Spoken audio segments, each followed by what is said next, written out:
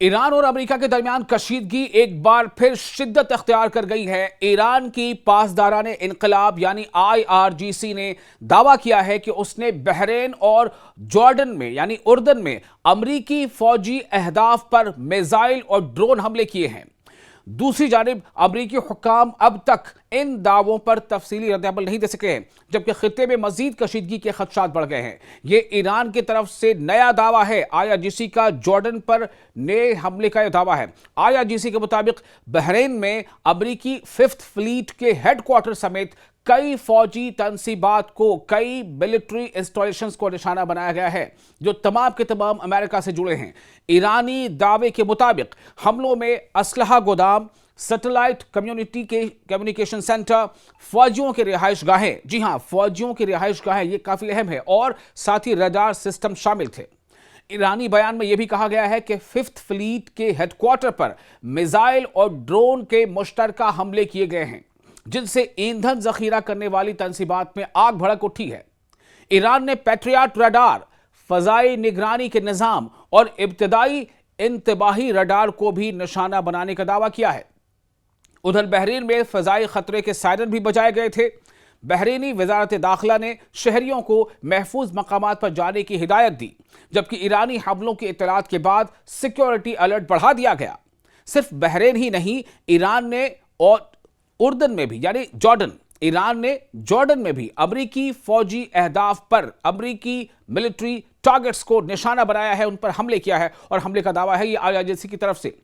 IRGC یعنی Islamic revolutionary guard corps کا کہنا ہے کہ ایک اہم امریکی ایئر بیس اور وہاں موجود فوجی تنصیبات کو بیلسٹک میزائلوں سے نشانہ بنایا گیا۔ تاہم جارڈن کی فوج کا کہنا ہے کہ اس نے ایرانی حدود سے آنے والے کئی میزائل اپنی فضائی حدود میں داخل ہونے کے بعد مار گرائے۔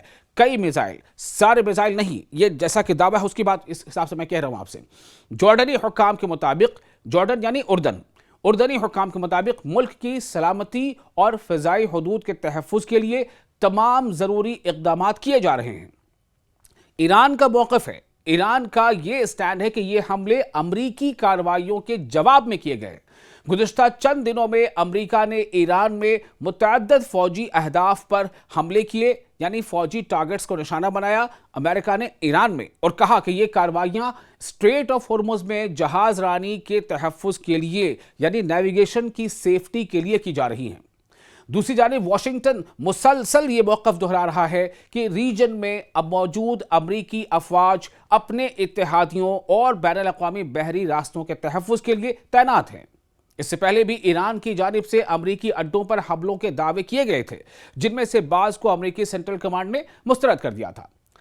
تجزیہ کاروں کے مطابق بحرین، اردن، کویت اور خلیجی خطے میں امریکی فوجی تنصیبات پر بڑھتے حملے خطے کو یعنی پورے ریجن کو وسیع جنگ کی طرف دھکیل سکتے ہیں، یعنی یہ جنگ اور زیادہ وسیع ہو سکتی ہے، طویل ہو سکتی ہے، اس کا دائرہ اور پھیل سکتا ہے۔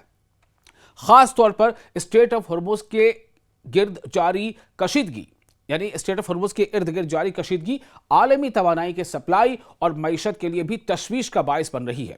فی الحال ایران اپنے حملوں کو دفاعی رد عمل قرار دے رہا ہے، یعنی ایران کا یہ کہنا ہے کہ ہم نے اٹیک نہیں کیا بلکہ ہم نے ڈیفنس میں یہ اقدام کیے ہیں، یعنی دفاعی رد عمل ہے، ہمارا ڈیفنس یہ میکانزم ہے، جبکہ امریکہ اپنی فوجی کارروائیوں کو ضروری قرار دیتا ہے۔ لیکن ایک بات واضح ہے کہ مشرق وسطیٰ میں یعنی مڈل ایسٹ میں حالات تیزی سے بدل رہے ہیں، اور آنے والے دن اس بحران کی سمت کا تعین کریں گے۔ آپ کو یہ ویڈیو کیسا لگا؟ آپ اسے لائک اور شیئر ضرور کریں اگر آپ کو اچھا لگا ہو، اور اپنے تاثرات ہمیں ضرور کمنٹ باکس میں لکھ کر شیئر کریں۔